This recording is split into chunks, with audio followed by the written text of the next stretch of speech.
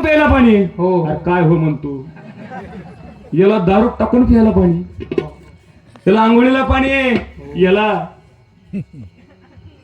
पाणीच पाणी, सगळ्या गोष्टीसाठी पाणी आहे. हा. मग झाडासाठी का पाणी नाही, का पण नाही झाडासाठी? पण एक गोष्ट लक्षात ठेव भक्त, इथं बसलेले सर्वच भक्त, जोपर्यंत तुम्ही आम्ही वेळेवर झाडं लावत नाहीत तोपर्यंत तो भोले बाबा वेळेवर पाऊस पडणार नाही.